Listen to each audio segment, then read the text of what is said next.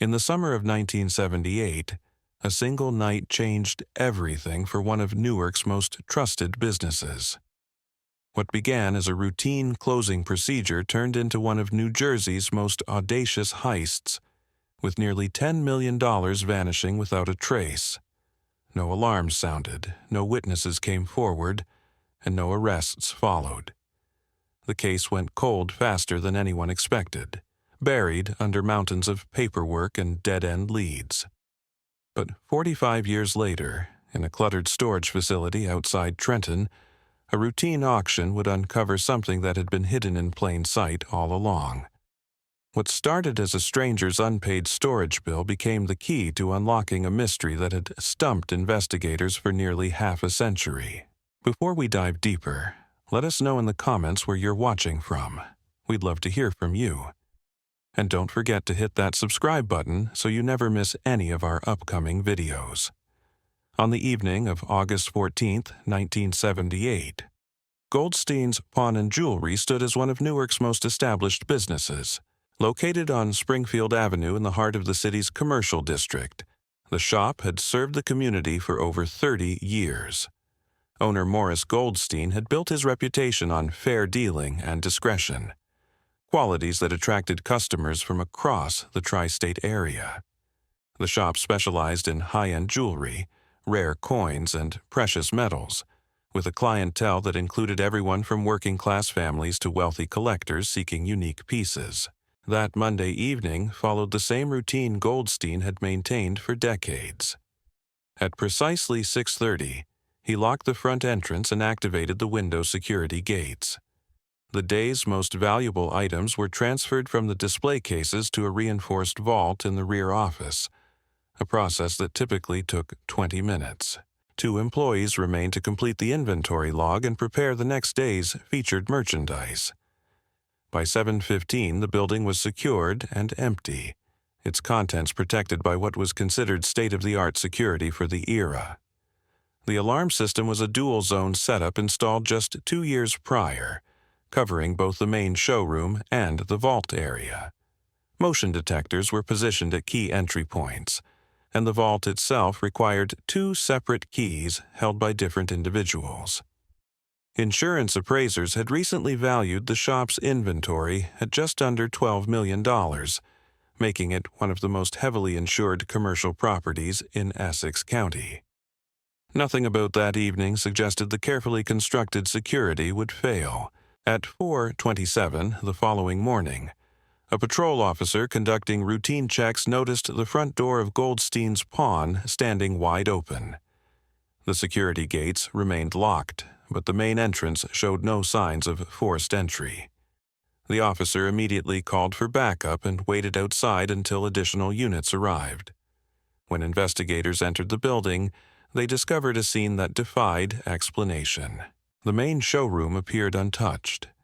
Display cases remained intact, their contents undisturbed.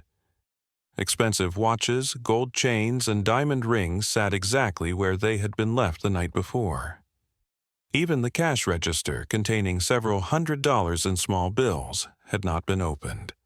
But in the rear office, the reinforced vault door hung open, its sophisticated locking mechanism somehow bypassed without damage or drilling marks. Inside the vault, chaos reigned. Steel shelving units had been cleared systematically, their contents removed with surgical precision. Gone were the shop's most valuable holdings, rare coins dating back to the 1800s, uncut diamonds stored in sealed containers, and platinum jewelry pieces that had been awaiting custom settings. Most significantly missing was Goldstein's private collection, a series of antique gold pieces he had acquired over decades but never offered for sale. The thieves had demonstrated remarkable knowledge of the shop's layout and inventory. They ignored lower-value items easily accessible in the showroom and focused exclusively on the vault's most precious contents. Investigators estimated the theft at approximately $9.7 million, making it one of the largest pawnshop robberies in American history at that time. Morris Goldstein arrived at the scene shortly after dawn, summoned by police. His reaction was one of stunned disbelief rather than panic. He methodically walked through the vault, identifying missing items from memory and providing detailed descriptions to investigators. His most pressing concern wasn't the financial loss, which was largely covered by insurance, but rather the violation of trust his customers would feel. Many of the stolen pieces had been left on consignment or were being held as collateral for loans. The initial investigation moved swiftly but yielded few concrete leads. Fingerprint analysis of the vault area produced dozens of prints, but most belonged to Goldstein, his employees, or recent customers. The alarm system showed no record of being triggered, suggesting either a malfunction or sophisticated tampering. More puzzling was the absence of any tool marks on the vault door, which should have required significant force or specialized equipment to open. Interviews with employees revealed no obvious internal suspects.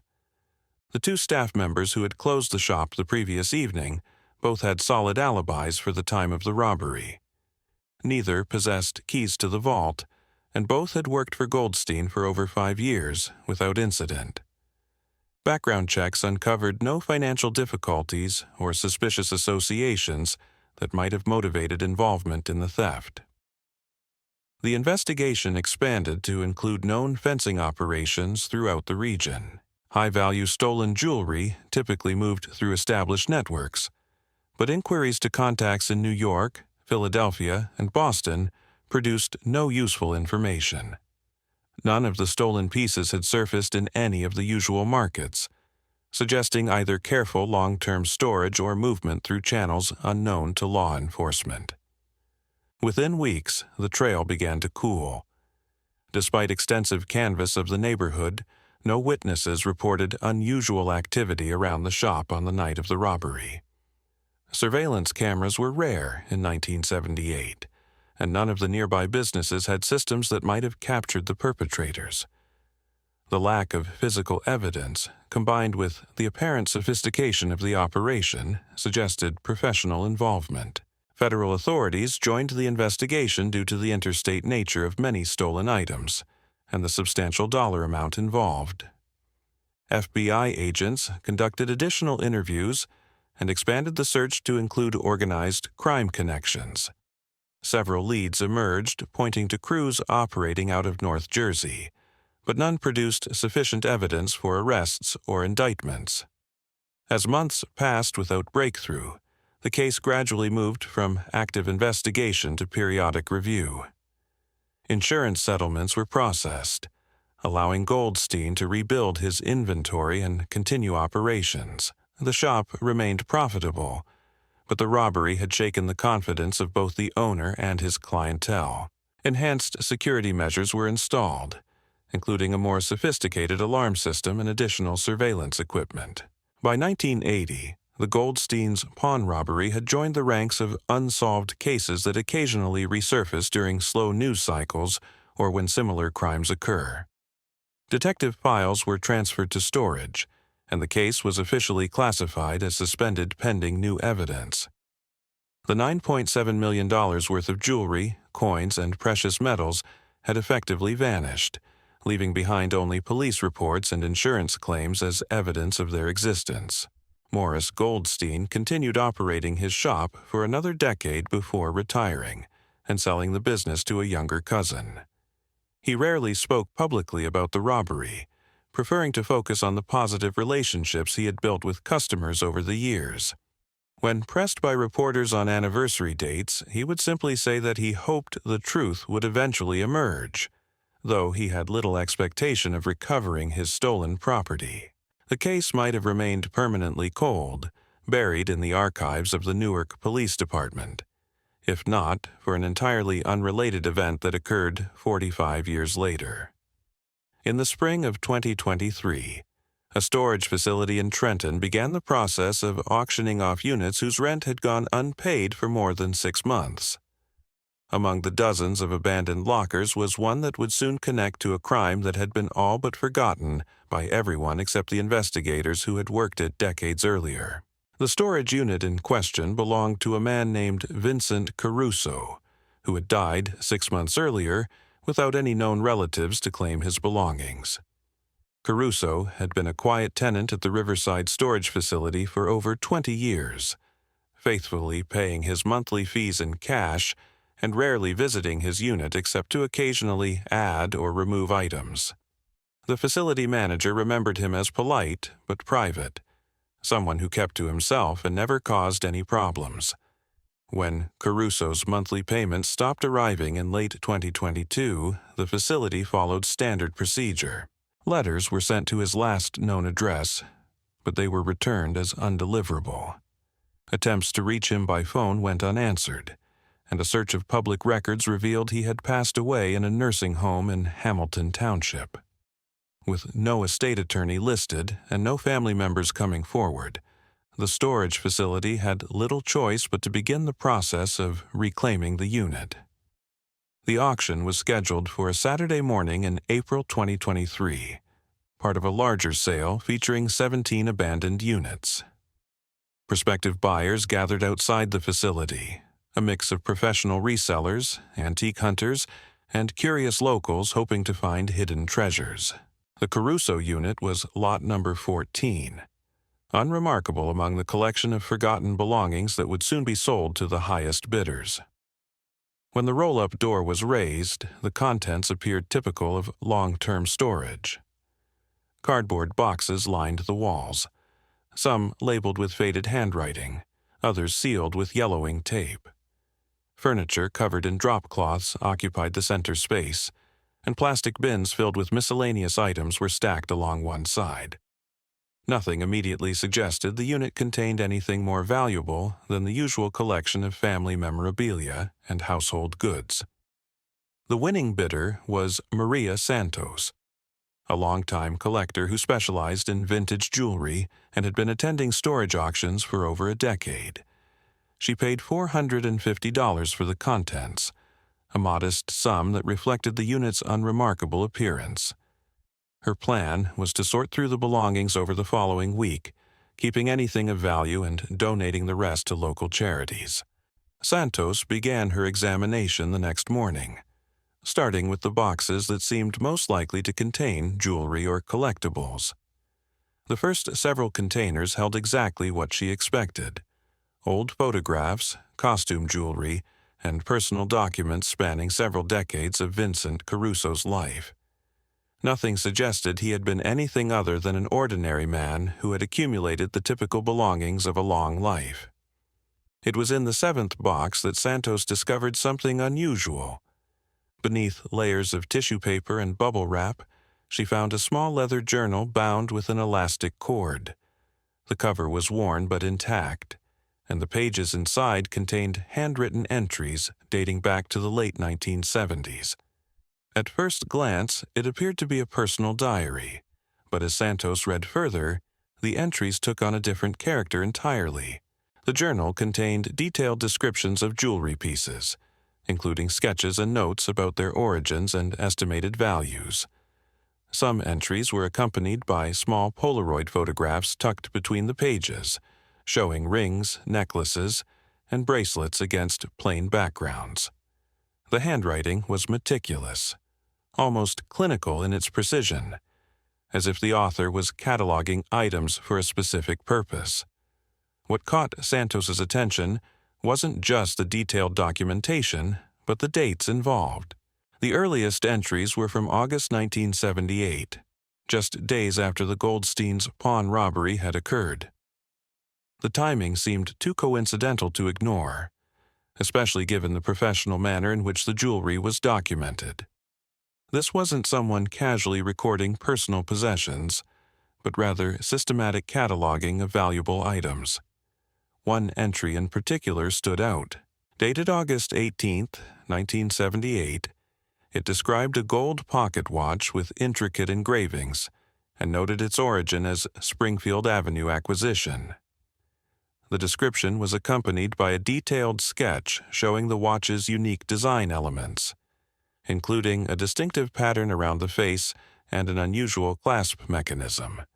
Santos had seen enough estate jewelry to recognize exceptional craftsmanship when she encountered it. The journal contained over 60 similar entries, each documenting a different piece with the same methodical approach. Dates ranged from August 1978 through early 1979, suggesting the cataloging had been an ongoing process over several months. The author had noted not just physical descriptions but also estimated values, often with multiple appraisals that seemed to track market fluctuations over time. Santos continued searching through the remaining boxes with increased interest. In the 9th container, wrapped carefully in velvet cloth, she discovered actual jewelry pieces that matched several of the journal's descriptions. A diamond brooch corresponded exactly to an entry from September 1978, complete with the noted minor flaw in one of the smaller stones. A platinum bracelet matched both the written description and accompanying photograph from an October entry. The discovery of actual jewelry alongside the documentation created a disturbing picture. Santos realized she might be looking at evidence from an unsolved crime, possibly the very robbery that had made headlines in 1978. The systematic nature of the documentation, combined with the timing and the presence of actual stolen goods, suggested she had stumbled upon something far more significant than a simple estate collection. Her next step was to research the Goldsteins' pawn robbery, which she found extensively covered in newspaper archives from the time. The details matched perfectly with what she was seeing in the journal and among the recovered items. The professional cataloging, the timing of the entries, and the presence of high-end jewelry pieces all pointed to the same conclusion. Vincent Caruso had somehow been connected to one of New Jersey's most notorious unsolved crimes. Santos faced a dilemma. She had legally purchased the storage unit contents and technically owned whatever was inside. But the ethical implications of possessing what appeared to be stolen property, even decades after the fact, weighed heavily on her conscience. The rightful owners or their heirs might still be alive, and law enforcement would certainly be interested in examining evidence from such a significant cold case. After consulting with a lawyer friend, Santos decided to contact the Newark Police Department. She explained her discovery and offered to turn over the journal and jewelry for examination. The response was immediate and intense. Within hours, detectives were at her home, carefully documenting and photographing every item before taking them into evidence. The investigation that followed would prove that sometimes the most carefully buried secrets have a way of surfacing when least expected, and that justice delayed doesn't always mean justice denied. The arrival of the Newark police detectives at Maria Santos's home marked the beginning of what would become one of the most extraordinary cold case breakthroughs in New Jersey history. Detective Lieutenant Sarah Chen, who had joined the force in 1995 and specialized in unsolved cases, led the response team. Chen had heard stories about the Goldstein robbery from veteran officers, but she had never expected to encounter physical evidence from a case that predated her career by nearly 2 decades. The examination of Vincent Caruso's journal revealed a level of detail that stunned investigators. Each entry was written in the same careful handwriting, using blue ink from what appeared to be the same pen throughout the months of documentation. The author had recorded not just descriptions of jewelry pieces, but also their locations within what seemed to be a larger collection. References to upper shelf, 3rd container, and secured in vault position 7 suggested an organized storage system that went far beyond casual possession. More intriguing were the coded references scattered throughout the entries. Phrases like Springfield acquisition complete and transfer to secondary location confirmed implied coordination with others and suggested the robbery had been more complex than originally believed. Some entries included initials that didn't match Vincent Caruso's name, raising questions about additional participants who had never been identified during the original investigation. Detective Chen immediately requested the original case files from storage, a process that required several days due to the age of the documents and the need to locate boxes that had been archived multiple times over the decades. When the files finally arrived, she spent hours comparing the journal entries with the original inventory lists provided by Morris Goldstein in 1978. The matches were undeniable and extensive. The gold pocket watch described in the August 18th entry corresponded exactly to an item Goldstein had reported as part of his personal collection, a piece he had inherited from his grandfather and valued as much for sentimental reasons as monetary worth. The diamond brooch found in Santos's storage unit matched the description of a consignment piece that had belonged to a wealthy widow from Short Hills who had entrusted it to Goldstein for potential sale. Perhaps most significantly, the journal contained references to items that had never been publicly disclosed. During the original investigation, Goldstein had provided police with a confidential list of his most valuable pieces, information that was deliberately kept from press reports to prevent false leads and copycat claims. Several journal entries described these undisclosed items with perfect accuracy, strongly suggesting the author had direct access to the stolen goods. The investigation team expanded rapidly as the scope of the discovery became clear. Federal agents rejoined the case due to the interstate commerce implications, and forensic specialists were brought in to analyze the journal's paper, ink, and handwriting. The goal was not just to authenticate the evidence, but to determine if it could lead to identifying other participants who might still be alive and prosecutable.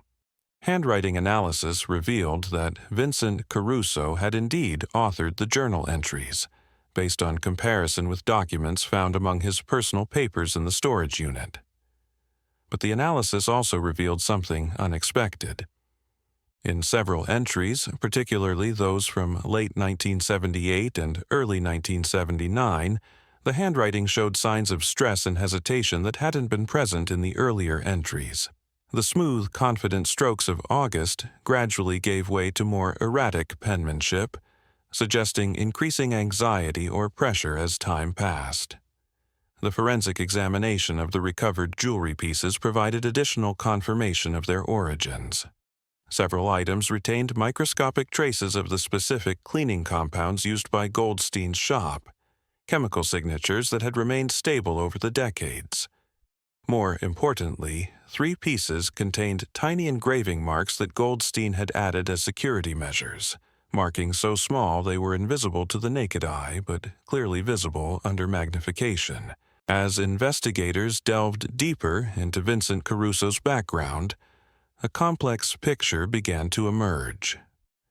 Born in Newark in 1932, Caruso had worked various jobs throughout his life, including a stint as a night security guard at several commercial properties during the 1970s. His employment records showed he had worked for Reliable Security Services, a company that provided guards for numerous businesses throughout Essex County, though not for Goldstein's pawn specifically. More intriguing was Caruso's connection to Anthony Breslin, a name that appeared in the original investigation files as a person of interest who had never been formally questioned. Breslin had been mentioned by several sources as someone who might have knowledge about the robbery, but he had disappeared from Newark shortly after the crime and was never located by investigators. Employment records revealed that both Caruso and Breslin had worked for Reliable Security Services during overlapping periods in 1977 and 1978. The connection deepened when investigators discovered that Breslin had been assigned to guard duty at a jewelry wholesale facility in Elizabeth, just 15 miles from Goldstein's shop.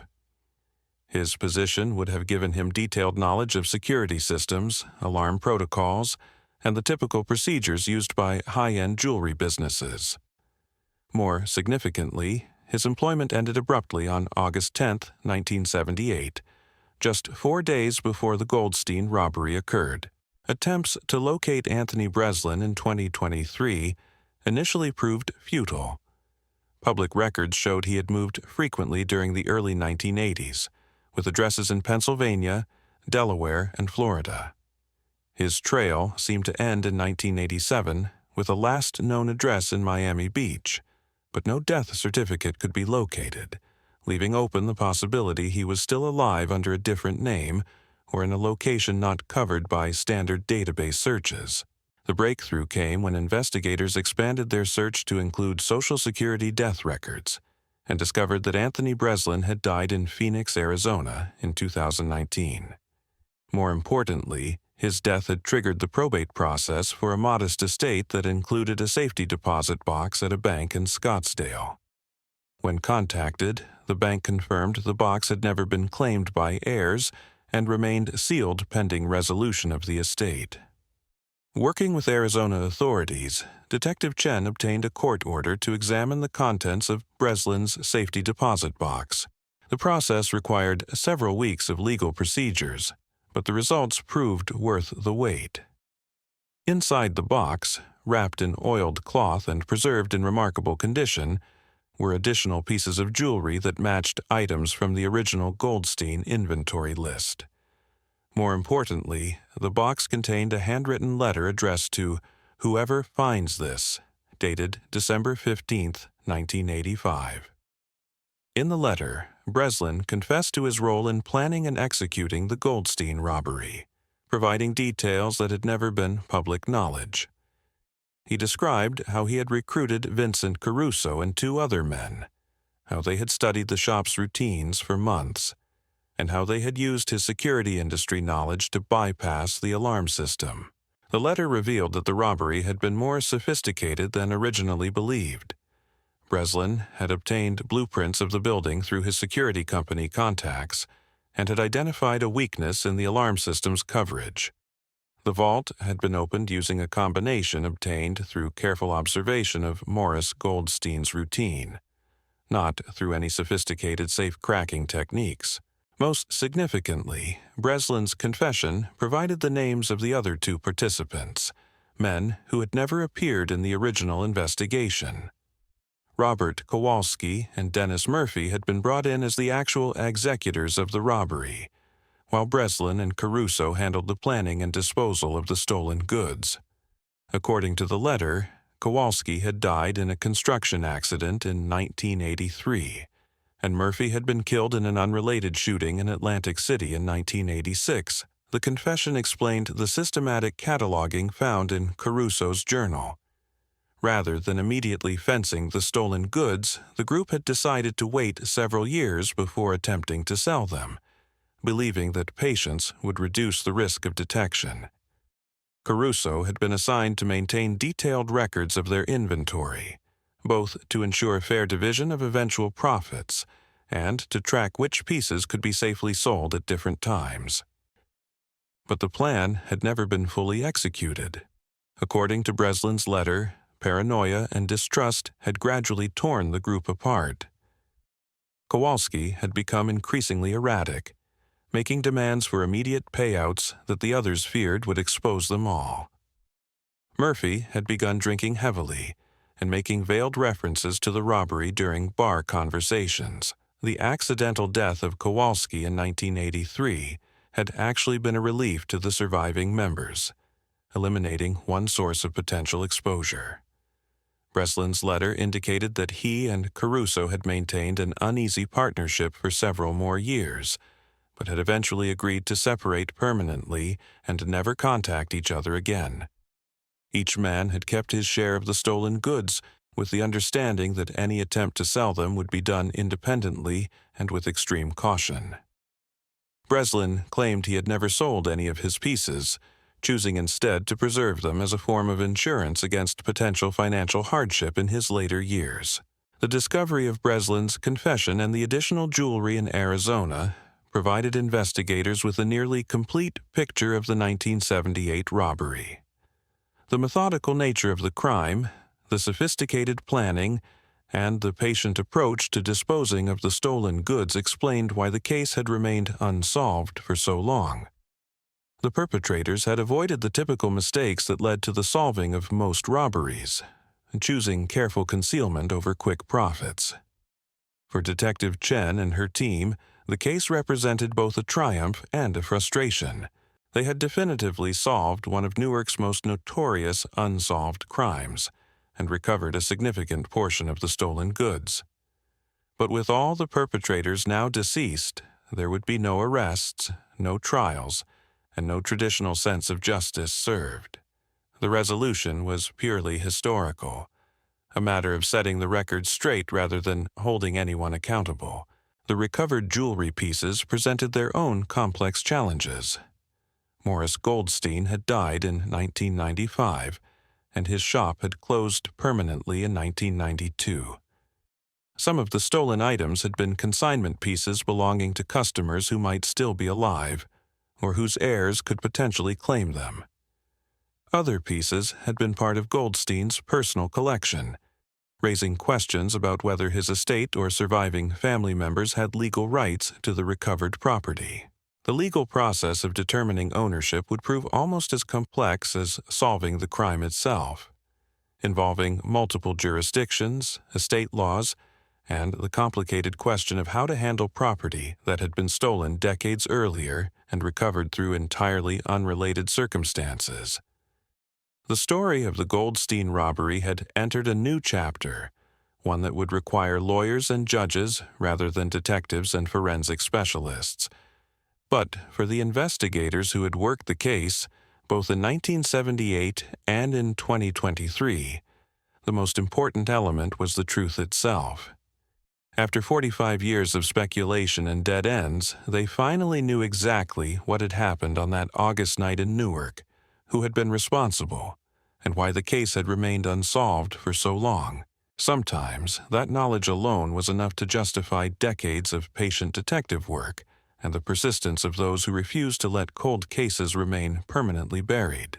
The Vincent Caruso storage unit had accomplished something that years of traditional police work had failed to achieve, proving once again that the most unexpected discoveries often provide the keys to unlocking the past's most carefully guarded secrets. The resolution of the Goldsteins' pawn robbery brought unexpected closure to a case that had haunted Newark's law enforcement community for nearly half a century. Detective Lieutenant Sarah Chen found herself in the unusual position of having solved a major crime while being unable to prosecute anyone for it. The passage of time had claimed all four perpetrators, leaving behind only their carefully preserved secrets and the jewelry they had never managed to sell. The process of returning the recovered items to their rightful owners became a detective story in its own right. Chen and her team worked with estate attorneys, insurance companies, and genealogy specialists to trace the ownership of dozens of pieces. Some belonged to families who had long ago given up hope of recovery. Others had been claimed by insurance companies that had paid out settlements decades earlier, creating complex legal questions about who held current ownership rights. One of the most poignant moments came when investigators contacted the daughter of the Short Hills widow, whose diamond brooch had been found in Caruso's storage unit. The woman, now in her 70s herself, broke down in tears when shown photographs of the piece. She had assumed it was lost forever, and had spent years regretting her mother's decision to consign it to the pawn shop. The brooch had been a family heirloom, passed down through 3 generations, and its recovery felt like reconnecting with ancestors she thought she'd lost. Morris Goldstein's nephew, who had inherited what remained of the family business, expressed mixed emotions about the discovery. While he was gratified to learn the truth about what had happened to his uncle, he also felt a sense of sadness that Morris had died without ever knowing his suspicions about inside involvement had been partially correct. The security guard connection, though not direct, had been closer to the truth than anyone had realized at the time. The case also highlighted how criminal investigations had evolved over the decades. Techniques that were cutting edge in 1978 seemed primitive by 2023 standards. DNA analysis, digital databases, and advanced forensic methods might have solved the case much sooner if they had been available at the time. Conversely, the patient, methodical approach taken by Breslin and his crew might not have succeeded in an era of ubiquitous surveillance cameras and electronic tracking systems. Detective Chen compiled a comprehensive final report that would serve as both a historical record and a teaching tool for future investigators. The case demonstrated how seemingly perfect crimes often contain the seeds of their own eventual exposure. Vincent Caruso's compulsive documentation, meant to protect the group's interests, had ultimately provided the evidence needed to unravel their carefully constructed deception. The storage unit auction that had started everything became something of a local legend. Maria Santos found herself fielding calls from reporters and documentary filmmakers interested in her role in solving the decades-old mystery. She donated the reward money offered by the insurance companies to a local charity, saying she had never expected to profit from what had clearly been someone else's misfortune. For the families of the victims, both the original crime victims and the perpetrators themselves, the resolution brought a complex mix of emotions. Justice had been served in the sense that the truth was finally known, but the traditional satisfaction of seeing criminals held accountable was absent. The passage of time had created its own form of judgment, with all four men having lived their entire lives under the shadow of their crime, never able to fully enjoy the fruits of their elaborate scheme. The Goldsteins' pawn robbery officially closed in December 2023, 45 years, 4 months, and 6 days after it had begun. The case file, now expanded to include thousands of pages of additional documentation, was archived as solved by exceptional clearance. Detective Chen moved on to other cold cases, but she kept a photograph of the recovered jewelry on her desk as a reminder that even the most carefully buried secrets have a way of eventually surfacing. In the end, Vincent Caruso's meticulous record-keeping had accomplished exactly the opposite of what he had intended. Instead of protecting the group's secret, his journal had become the instrument of their exposure. The very care with which he had documented their crime had ensured that the truth would eventually emerge, proving that sometimes the most dangerous enemy of a perfect crime is the criminal's own need to remember exactly how perfect it was. The story serves as a testament to the persistence of both evidence and justice, demonstrating that while criminals may escape immediate consequences, the traces they leave behind can speak across decades to finally reveal the truth. In a world where so many crimes go unsolved, the Goldstein case stands as proof that patience, careful investigation, and sometimes pure chance can combine to unlock even the most carefully guarded mysteries from the past.